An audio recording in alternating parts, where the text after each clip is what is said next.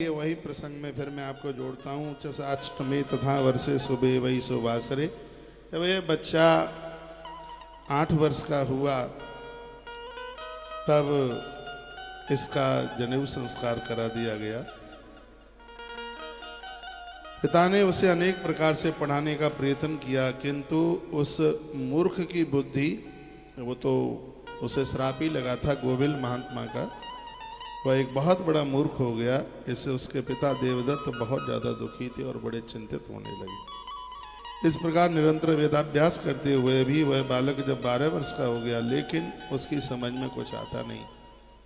सभी ब्राह्मण, तपस्वी तथा अन्य लोगों में यह बात विस्तृत रूप से फैल गई कि देवदत्त का पुत्र एक नंबर का मूर्ख है। सब जगह चर्चा पहुंची। हे मुनि, कथा सुनाई जा रही है शौनक ऋषियों को।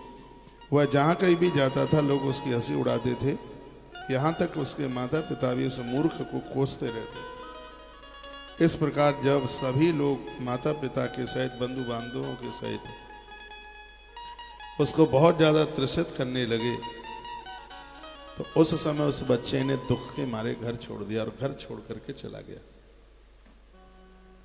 देवदत्त का वह बालक, जिसको अकल नाम की कोई चीज ही नहीं थी, आज घर छोड़ करके वह चला गया। महात्मा लोमस कहते हैं, हे जमदग्नि, नाम उसका उतथ्य रखा था। उतथ्य नाम रखा था। वेद अध्ययन, जप, ध्यान तथा देवताओं की आराधना आदि कुछ भी नहीं जानता था। वह ब्राह्मण आसन पर प्राणायाम प्रत्याहार भी नहीं जानता था। आसन पर बैठे बैठे बाथरूम कर ले, पास में ही थूक ले, लघु शंका, दीर्घ शंका, कहाँ जाना है, कितनी दूर जाना है, नहाना है, खाना पीना, ये कुछ भी उसको बिल्कुल पता नहीं था। शुद्धि नाम की कोई चीज थी नहीं। शौच, स्नान, आचमन, ये सब का उसको बिल्कुल भी ज्ञान नहीं था। वह ब्राह्मण अग्निहोत्र इत्यादि, तो ये तो बहुत बड़ी बातें हो गई हैं। उसको ये भी नहीं पता था कि पानी छूने पर ठंडा और अंगारा छूने पर गर्म लगेगा। उसको यह भी जानकारी नहीं थी। कभी अग्नि के उपलों को हाथ में रख करके हाथ जला लेता, कभी पेड़ों पर चढ़ करके और अपने हाथ पांवों को उसने तोड़ ताड़ लिया। तो यह इतना परेशान अपने स्वयं से था और बड़ा दुखित हो गया। प्रातःकाल उठकर वह किसी तरह सामान्य रूप से दंत धावन इत्यादि भी उसके लिए करना बड़ा मुश्किल था। एक नदी के किनारे पर वह वास करता है। वहां निवास करता हुआ वह ब्राह्मण सदैव एक विशेषता थी उसके अंदर, बस, जिसका वर्णन किया गया है कि सत्यम ब्रूतम सतत तत्र, और कुछ भी नहीं था, सिर्फ वो सत्य बोलता था। तो आसपास के ब्राह्मण लोग, महात्मा लोगों ने उसका नाम सत्यव्रत रख दिया, और उससे कुछ भी नहीं आता था, बस वो झूठ नहीं बोलता, वो सत्य का पालन करता था। और जो सत्य का अनुसरण कर ले, सत्य को स्वीकार कर ले, तो उसकी तो तपस्या वैसे ही बढ़ जाती है। धर्मन दूसर सत्य समाना, आगम निगम पुराण बखाना, ये वेद पुराण कहते हैं कि सत्य के समान कोई दूसरा धर्म नहीं हो सकता। तो बहुत बड़ा वो सत्यवादी बन गया, और उसकी है चर्चा सत्यता में तो दूर दूर तक पहुंच गई। वह कभी झूठ बोलता नहीं था। स्नानम चसुत्रवत्तद गंगायाम मंत्र वर्जित, दोपहर के समय में बिना नहाए खा लेना, क्योंकि उसको ये सब अकल जानकारी ही थी नहीं, लेकिन झूठ नहीं बोलता था। वहाँ निवास करते करते काफी समय हो गया। लोगों ने इसका नाम, कोई सत्यव्रत कहता है, कोई सत्य तपा कहता है इसका नाम, कोई इसे सत्यदेव कहता है, उसके कई नाम पड़ गए। वह न तो कभी किसी का हित करता था, किसी के लिए वो कोई कष्ट नहीं पहुंचाता था, अपनी कुटी में सोता रहता था। बस कुछ मिल जाए खाने के लिए, कोई दे जाता है, रख जाता है, खा लेता है, पत्ते खा के पानी पी के अपना गुजारा कर लेता है। एक दिन की बात थी, अचानक वह रोने लगा और सोचने लगा कि देव ने मुझे मूर्ख बनाया है, इसलिए क्योंकि मैंने पूर्व में कभी कोई पुस्तकों का दान नहीं किया। किताबों का दान करने से धरती पर लोग विद्वान होकर पैदा होते हैं। आपके पास पुरानी किताबें हैं, ऐसे ही गलती रहती हैं, फटती रहती हैं। तुम्हारे पीछे क्लास वाले जो बच्चे हैं, अपनी किताबें उनको एक सहयोग रूप में उन्हें प्रदानित कर दीजिए। और ज़्यादा व्यवस्था है तो नई किताबें दे दीजिए, नहीं है तो आपकी जो पढ़ी हुई किताबें हैं उनको पिछली क्लास वालों को उसे आप दे दें। ये रो रहा है, कहते न दत्तम पुस्तकम कृत्वा ब्रह्मणाय महात्मने। ये श्लोक लिखा है, मैं अपनी तरफ से थोड़ी बोल रहा हूँ। श्रीमद् देवी भागवत के स्कंध नंबर 3 का अध्याय नंबर 11 और श्लोक नंबर 12। इसमें वो रो करके कहता है कि न दत्तम पुस्तकम कृत्वा, मैंने कभी अपने जीवन में किसी को पुस्तक का दान नहीं किया, इसलिए तो मैं मूर्ख बन करके पैदा हो गया। और मूर्ख कहते कहते ही घर गांव कुटुंब के लोगों ने मुझे घर से बाहर कर दिया। धरती गोविंद मेरी नाक के आगे बैठा है तो भी वो रो करके अपने आप को कोस रहा है कि मैंने किताबों का दान नहीं किया। किताबों की चोरी करना जघन्य अपराध है। गाय की चोरी करना बहुत बड़ा अपराध है, बहुत ज्यादा। दूध की चोरी करना, स्वर्ण की चोरी करना, मित्र का पैसा, मित्र की वस्तु उठाना, ये सब इसी ग्रंथ में वर्णन किया गया। मित्र की चोरी में तो यह एग्जाम्पल दिया गया है कि शराब पीने वाले का प्रायश्चित है, स्वर्ण चोरी करने का प्रायश्चित है, लेकिन मित्र को चोरी करना, उसको दगा धोखा देना, उसका तो प्रायश्चित ही नहीं है। आंख में आंसू थे, रो रहा था कि जरूर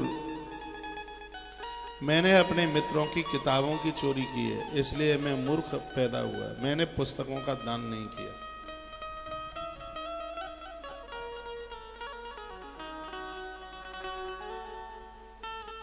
इन दोनों को चटका दो पीछे, ये दोनों पीले, यही दो खाना तेरे पीछे दोनों, ये दो खाऊ को भैया, वो बड़ा बदमाश। इधर ध्यान से सुनिए। न दत्तम पुस्तकम कृत्वा, रो करके कहता है कि मैंने पुस्तकों का दान नहीं किया। हो सकता है कि मैंने अपने मित्रों की किताबें पहले जन्म में चुराई, उसकी वजह से मैं मूर्ख आकर के बनाई। देखो ये कथाएं कितना कुछ सीख देती हैं, सिखाती हैं। भूल करके भी अपने मित्रों का कभी सामान ना चुराएं, नहीं तो मूर्ख ही पैदा होना पड़ेगा। ये देवी भागवत प्रमाण दे रही है। नवई विद्या मया दत्ता पूर्व जन्म ने निर्मला। हो सकता है मैं पहले जन्म में योग्य था और मैंने किसी को विद्या का दान नहीं किया। विद्या पढ़ाने से फलीभूत होती है। विद्या दान, पूज्य स्वामी विवेकानंद जी महाराज बहुत बोलते थे इसके ऊपर। धरती पर दान बहुत है। विद्या का दान करने का मतलब है 88,000 ब्राह्मणों को भोजन करा के तृप्त कराना। किसी के बच्चे को योग्य बना दें, आप पढ़ा दें, तो उसकी इतनी बड़ी महिमा। विद्या का दान बहुत बड़ा दान है। हमारी भारतीय संस्कृति में बहुत बड़ा दान है। ऐसे ब्राह्मण को बहुत श्रेष्ठ माना जाता है जो बिना स्वार्थ के बच्चों को पढ़ाता है, जिसमें कोई स्वार्थ नहीं है बिल्कुल, उसको बड़ा श्रेष्ठ माना गया। तेनहिम कर्म योगेना सठोस्मी चतुजा अदम, में बड़ा अदम हूं, मैं सठ हूं। रोने लगा कि मैंने कोई बहुत बड़ी गलती करी है, उसकी वजह से मैं मूर्ख पैदा हुआ। नचती थे तपस्तप्तम सेविताम नच साधवा। लगता है कि मैंने तीर्थों में वास नहीं किया, मैंने तप नहीं किया, मैंने साधु की संगति नहीं करी। न ध्वजा पूजता हब्बेई तब जातुष्म दुष्टदी। मैंने कभी ब्राह्मण लोगों को कभी मैंने भोजन नहीं कराया। मुझे ऐसा लगता है कि मैंने उनको कष्ट दिया है, और इसका परिणाम यह है कि मैं मूर्ख बन करके पैदा हो गया। इसलिए तो मेरे माता पिता ने मुझे घर से बाहर कर दिया। यह सोचता सोचता वह बड़ा दुखित हो रहा था। देवमयी परम मन्ये धिक पौरुष नर्तकम, धिक्कार है मेरे लिए, मैं युवा होता हुआ भी अकर्मण्य हूं, मैं कुछ कर नहीं सकता, मैं कुछ करता नहीं। यह भी बहुत बड़ा तप है कि शरीर से आप कुछ काम करते रहे। मैं बड़ी श्रद्धा रखता हूं क्यों कृष्ण का भक्त हूं। भगवान श्रीमद् भगवद गीता में कर्मयोग की बात करते हैं। उन्होंने कर्म के ऊपर बहुत बोला, लेकिन कृष्ण का कर्म निष्काम कर्म है। कर्म करते रहिए लेकिन उसमें किसी भी प्रकार का स्वार्थ नहीं, अदला बदली की बात नहीं। ऐसा नहीं कि इसको हम करेंगे तो इससे हमें क्या मिलेगा। प्रकृति के लिए जो भी कुछ आप करते हैं उसके रिजल्ट आपके पक्ष में होते हैं, अच्छा करे या बुरा करे। ये लगता है कि हमने उनके लिए कर दिया, आपने किसी के लिए भी किया है तो उसके पुण्य आपके खाते में जा रहे हैं। निष्काम कर्म, प्रकृति को आप जो भी कुछ देते हैं उसका आपको मिलता है। लोग सोच लेते हैं क्यों करें, तो हमारे कोई कुटुंब का नहीं है, कोई खानदान का नहीं है, कोई परिवार का नहीं है। भगवान कृष्ण इसके बड़े विपक्षी हैं। उनके लिए तो जरूर कीजिए जिन्हें तुम जानते नहीं हो। ये इतने बच्चे यहां पर बैठे हैं, ना मैंने इनका घर देखा, ना हमने इनका परिवार देखा, ना हमने इनका हो सकता है जिला भी नहीं देखा। गांव तो देखने का कोई मतलब भी नहीं है, लेकिन ये सत्य है। मैं पवित्र व्यासपीठ से बोल रहा हूं, एक बाप अपने बच्चों को पढ़ा करके भी इतना प्रसन्न नहीं होता होगा जितना कि इन बच्चों की पढ़ाई में हमें खुशी मिलती है, हमें प्रसन्नता मिलती है।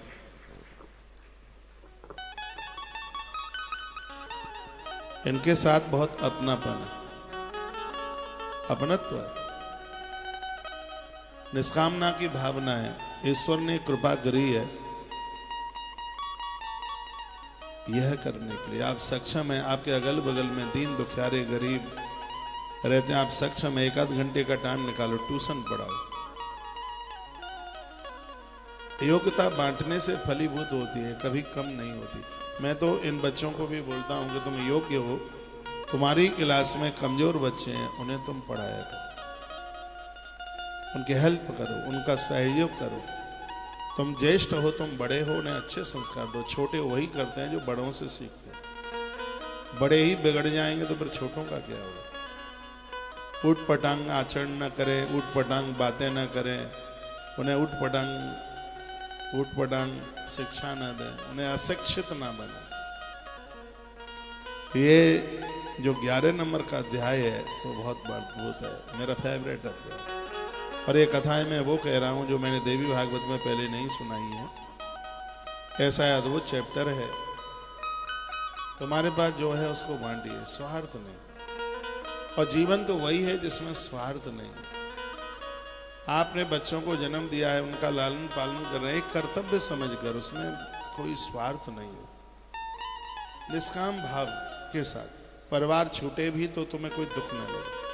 भजन बोई तो नहीं कर पाते। धृतराष्ट्र के चरित्र में वर्णन है, जिसने औरों को पराया और अपने बच्चों को ही अपना माना है। बस यदि वो पांडु पुत्रों को भी अपना मान लेता तो भगवान व्यास ने कहा कि ये महाभारत का युद्ध ही नहीं होता। दिक्कत तो ये थी कि वह दुर्योधन के अलावा और किसी को अपना मान ही नहीं पाया। ऐसी गलती आम मत कर बैठना। बच्चों के साथ स्नेह करना, लाड़ करना, दुलार करना, ये सब होते हुए भी दुनिया के बच्चों को अपना मानना, अपना समझना। जीवन देखना, जीवन खिल जाए। ईश्वर ने बड़ी कृपा की है, मनुष्यता मिल गई है, मनुष्य जीवन। मैं रोज बोल देता हूं एक बार, 1 करोड़ वर्ष तक भी ये जीवन नहीं मिलेगा जो आज लिए बैठे। भगवान ने बहुत बड़ी कृपा करी है, इस जिंदगी से प्रेम कर लो, इससे अच्छे अच्छे काम कर लो, प्रकृति के लिए कुछ कर दो, बढ़िया सा हो। फिर आप ही तो देवता हो। ना तुम्हें खुद के पिंडदान की जरूरत पड़ेगी, ना श्राद्ध की जरूरत पड़ेगी। तुम्हारा सब कुछ भगवान करेगा अपने हाथों से, हमारा सब कुछ भगवान करेगा। अपने जीवन को पारमार्थिक दृष्टिकोण के साथ में जोड़ दीजिए, ऐसा जीवन जीने में सुकून मिलता है। आनंद होता है। देवदत्त का बच्चा फूट फूट करके रो रहा था कि गलती मुझसे हुई है, और आज हम अमीर हैं कि गरीब हैं, रोगी है कि निरोगी है, इसमें हमारा प्रारब्ध जुड़ा हुआ है, किसी को हम दोष नहीं दे सकते। गरीबी इसलिए आई है क्योंकि प्रारब्ध ठीक नहीं रहा है, गलतियां करी हैं। चोरी करने वाला निर्धन हो जाता है, अविवेकी हो जाता है, ऐसा देवी भागवत बोलती है। ईमानदार बनना इसका मतलब है 1000 मनकों की माला में दमकता हुआ हीरा। ईश्वर मुझे माफ करे, कभी कभी मैं अपनी बात आपके बीच में रख देता हूं और यह कह करके मैं बड़ा प्रफुल्लित होता हूं कि मैंने अपने जीवन में किसी के भाग का 1 रुपया भी नहीं खाया, किसी ने भी मुझे दिया हो, कभी नहीं, और यह गलती भी नहीं होगी। मैं ऐसे ऐसे आश्रमों में रहा हूं जहां के महाराज जी मुझे 20 लाख रुपए का बैग ऐसे लाके पकड़ा देते। ईमान कोई चीज होती है। 1 महीने के बाद वो कहते कि बेटा वो बैग ला करके दे दो। मैंने बैग ला करके दिया, उन्होंने चैन खोली, उन्होंने निशान लगाया होगा गड्डियों के ऊपर के कैसे रखी है, उनको वैसी रखी मिली। उन्होंने कहा कि बेटा पैसा देख करके मन ललचाया नहीं कुछ निकालने के लिए? मैंने कहा महाराज जी इसमें सांप था कि बिच्छू था, मैंने तो चैन खोल के देखा ही नहीं। मेरे पिता ने मुझे एक बात कही थी और उसको मैंने मंत्र के रूप में स्वीकार किया। हम बहुत छोटे छोटे होते थे तब उन्होंने कहा था बेटा लंगोटी का पक्का और हाथ का सच्चा, उसे जहां भी छोड़ दिया जाए वो कभी अपने जीवन में फेल नहीं होगा। उनकी कही गई बात हमारे लिए किसी गुरुमंत्र से कम नहीं। मैं ये सबको ये निवेदन करना चाहूंगा, घरों में चोरियां हो जाती हैं, देवरानी जेठानी का सामान उठा ले, जेठानी देवरानी का, सास बड़ी परेशान है, 4-4 ताले डाले हैं फिर भी ताले गिर टपक पड़ते हैं, 4-4 ताले पड़े हैं चोरी हो जाती है। ये ताले बाहर के चोरों के लिए, घर के चोर तो ताले लटकते रहेंगे और चोरी हो ही जाएगी। ईमानदार बनिए। आज ये रो रहा है वो तथ्य, देवदत्त का बालक कहता है कि मुझसे जरूर कोई चोरी हुई है पूर्व में, अविवेकी बनकर के पैदा हुआ हूं, अज्ञानी हूं, मूर्ख हूं, बहुत दुखी हूं, रो रहा।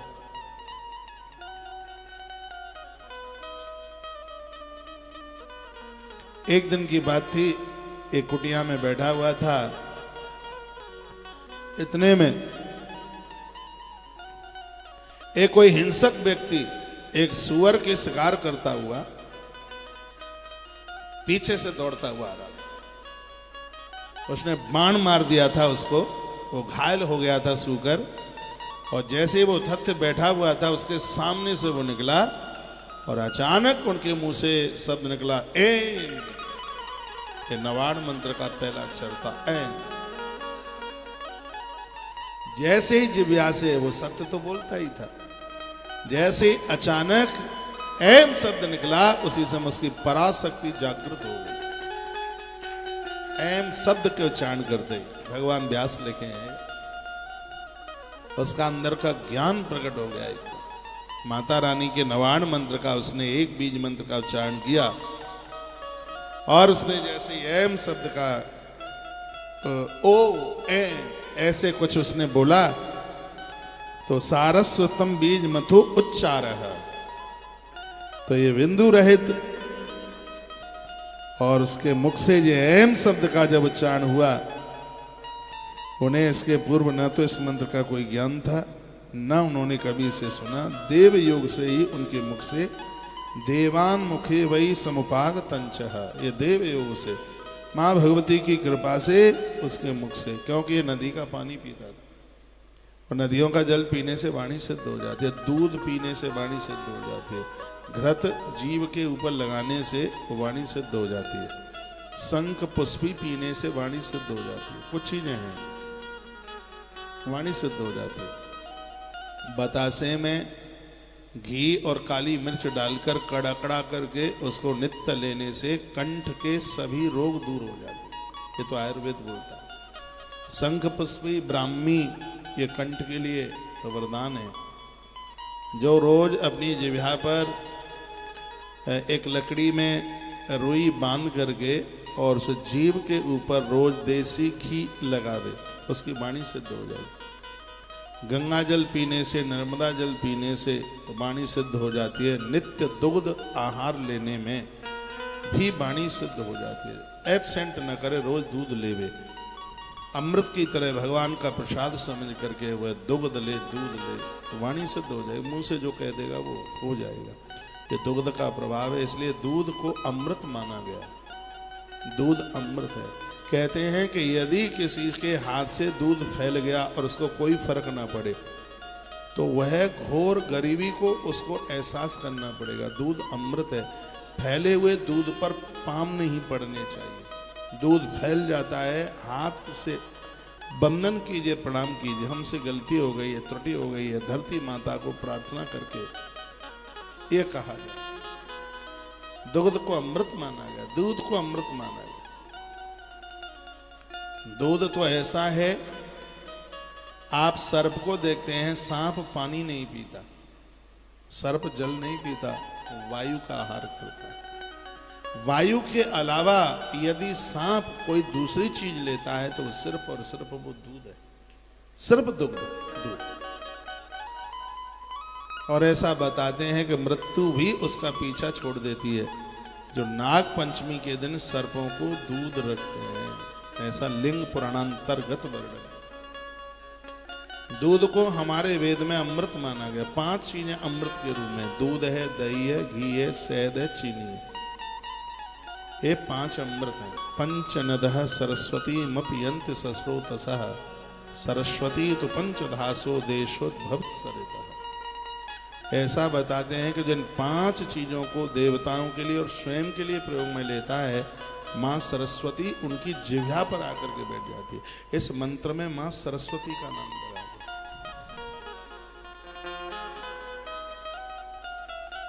मां सरस्वती उनकी वाणी पर बैठ जाती है। दूध, दही, घी, शहद, चीनी। ये चीनी ये वाली नहीं जो आजकल बनती है, वो खांड आती है जिसका रंग पीलापन का होता है। दूध में डाल करके बड़ी गुड़गुड़ाई होती है। पद्म पुराण में इसका बड़ा व्याख्यान है। 5 चीजों का बड़ा व्याख्यान। हाथ की रेखाएं बदल जाती हैं देवताओं पर 5 चीजें डाल करके, फिर आप अपने हाथों से रगड़ रगड़ करके भगवान को मिलाते हैं। हाथों की रेखा बदल। इन 5 को अमृत का है। अरिंदम ए बच्चा, ये 5 को अमृत का है, साक्षात अमृत रूप में है। एक और आनंद की बात मैं आपको गरुड़ पुराण से सुना रहा हूं। घर में कोई बूढ़ा व्यक्ति 15 दिन से गौगभ्य उसके मुख में नहीं गया और उसकी मृत्यु हो जाए तो यमराज के दूत उसके मुख में मलमूत्र का विसर्जन कर देते। उसके मुख में मलमूत्र विसर्जित कर देंगे। 15 दिन से यदि मुख में गौगभ्य नहीं गया, दूध दही नहीं गया मुख में, और उस आदमी की मौत हो जाए तो यम के दूत इतने खुराप आती हैं उसके मुख में बाथरूम कर देंगे, मल विसर्जित कर देंगे उसके मुख में। अब आप विचार कीजिए, दूध दही कितना जरूरी है। अब क्या मैं बोलूं, लोग मानते नहीं हैं, समझते नहीं हैं, और सब चीजों पर खर्चे बढ़ा रखे हैं, लेकिन घर में दूध दही नहीं मिलता। रिफाइंड चल रही है, दूध का दर्शन होता नहीं है, दही मिलता नहीं है। अरे घी के तो दर्शन नहीं किए होंगे। ऐसा बिल्कुल भी मत कीजिए। आज आप दूध पी लेते हैं, इसका असर, दूध का असर 20 दिन तक पद्म पुराण में वर्णन है उसका असर। दही का असर 1.5 महीने तक रहता है। दूध से दही श्रेष्ठ है, दही से घृत श्रेष्ठ है। 2 महीना घी का असर रहता है। उससे गौमूत्र श्रेष्ठ है, 3 महीने तक असर रहता है। 90 दिन तक गौमूत्र का असर रहता है। गौ माता का सबसे ज्यादा श्रेष्ठ है गो में, दूसरे शब्दों इसको गोवर, वर इसलिए तो वर माने श्रेष्ठ है। गौ माता के गोबर का रस सूती कपड़े में ऐसे गोबर को दबा के उसमें से बूंदें निकलती हैं गोमय की उस रस की, और उस रस को गौमूत्र में डालकर गर्म करके 100 बार कपड़े में छान करके, यदि किसी के देह पर कुष्ठ रोग है, सफेद दाग हैं, ऐसे व्यक्ति को 3 महीने तक ये दवाई दे दीजिए, बीमारी जड़ से खत्म हो जाएगी। एक बार गौ माता के गोबर का रस लिया गया है, 1 वर्ष तक उसका असर रहता है। गाय के गोबर के रस का इतना बड़ा प्रभाव है। गैया के गौमूत्र को यदि आप भट्टी पर चढ़ा करके उसको गर्म करें तो उसमें से खोआ बन जाता है, जैसे दूध में से खोआ बनता है। उसके लास्ट में पदार्थ खत्म नहीं होता, गाढ़ा गाढ़ा चिपचिपा सा खोआ बन जाता है। और ये आरोग्यता के लिए, औषधि के लिए बड़ा प्रभावशाली। उसमें से टैबलेट बनाई जाती हैं, गोलियां बनाई जाती हैं। मैंने गौ माता के गौमूत्र के ऊपर मैंने तो पढ़ाई करी है, स्टडी करी है, मुझे टाइम नहीं मिलता है। 1000 दवाइयां बनती हैं गौ माता के गोबर से, गौ माता के गौमूत्र से, और वो बड़ी प्रभावशाली होते हैं। उसमें से टैबलेट बनती हैं छोटी छोटी, उसमें कुछ मिलाना नहीं पड़ता। गौमूत्र को जलाते जलाते और लास्ट में वो इतना गाढ़ा पदार्थ रह जाता है, उसमें से टैबलेटें बनती हैं। कई तरह की बीमारियों के काम में वो आती हैं। उसका एक लेने का फिर ढंग है। उसको दूध के साथ ले लोगे तो ये बीमारी खत्म हो जाएगी, मठा के साथ लोगे तो ये बीमारी खत्म हो जाएगी, सरसों के तेल के संग लोगे तो ये बीमारी खत्म हो जाएगी। टैबलेट एक ही है, लेकिन उसको किसके संग लोगे तब उसका क्या अपने आप में प्रभाव है, आयुर्वेद बता। एक बार जयकारा लगाइए, बोलवांग के बिहारी लाल की जय, श्री हनुमान जी महाराज की जय। तत्रई कदा तुम मृगयाम रममाणे वह प्राप्त हो निषाद निषटो धत चापवाण। एक दिन आखेटक एक सूकर का पीछा करता हुआ और उसके पीछे चला, और वो सूकर बाण से घायल था। वो आगे से निकला तो उतथ्य, तो मूर्खता। पहले तो भगवान व्यास लिख रहे हैं, कहते हैं कि जैसे उसको देखा तो एकदम उनके अंदर से एम ये शब्द निकला, पीछे को हट गए वो एम शब्द, और जैसे ही ये एम शब्द निकला, सारस्वतम बीज मतुपचार है, बीज मंत्र है। अज्ञात पूर्वम चतुरा सुपंचाह, जिन्होंने पहले ये कभी सुना नहीं था, इसको सुनते ही उस महात्मा सत्यव्रत मुनि तो उस घायल सुअर के शोक में डूब गए। उन्हें कष्ट हुआ कि इस बेचारे को किसी ने बाण मार दिया। इतने में पीछे से वो आखेटक आया। थोड़ी देर के बाद कान तक खींचता हुआ, धनुष धारण करता हुआ, ऐसा लग रहा था कि दूसरा ही कोई काल पुरुष आ रहा है।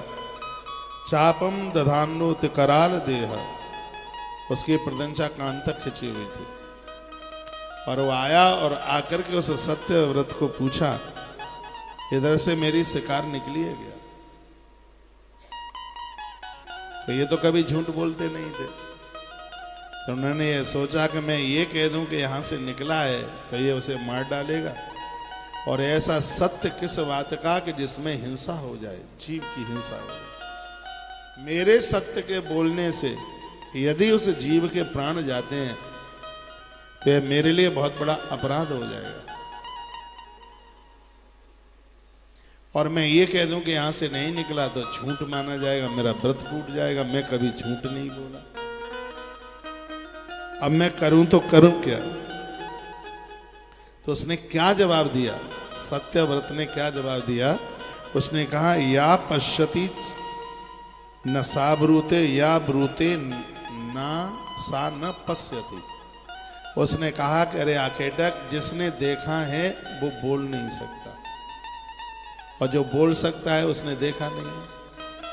ये जवाब दिया। यानी वो कहते हैं कि आंखों ने देखा है पर आंखें बता नहीं पाएंगी, जिह्वा बता सकती है पर जिह्वा ने देखा नहीं।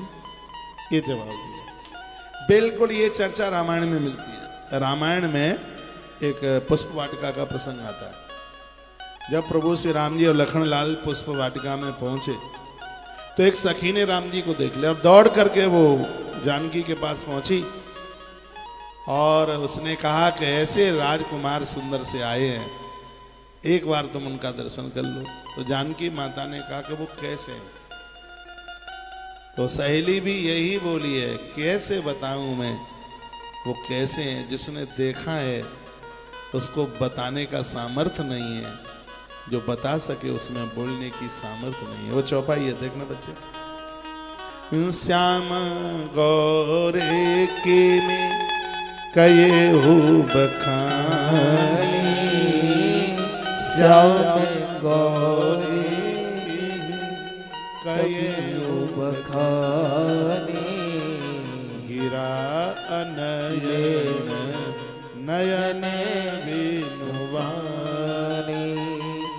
श्याम गौरी कयहु बखानी, श्याम गौरी कयहु बखानी, गिरा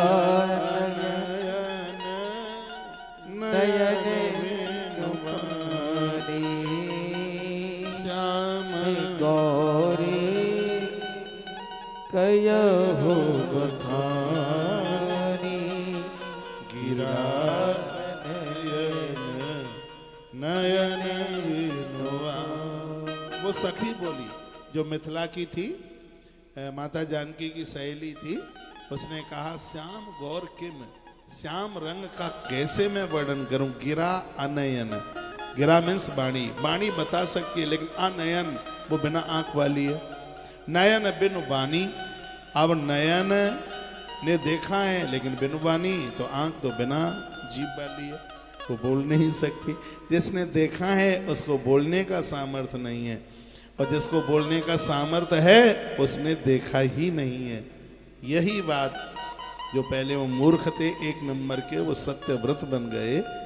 उन्होंने ये जवाब दिया, क्या कहा? मुझे लगता है गोस्वामी जी ने प्रसंग पढ़ के देवी भागवत का रामायण में रचना कर दी होगी।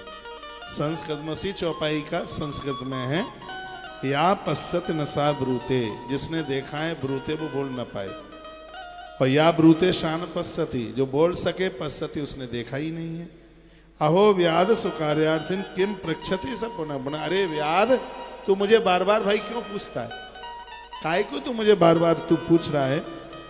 क्या तेरा इसमें प्रयोजन है? व्याध, तुम बार बार क्यों मुझे पूछ रहे हो? उस मुनि के ऐसा कहने पर पशुओं का वध करने वाला वह व्याध उस सुअर से निराश होकर के अपने घर के लिए वापस चला।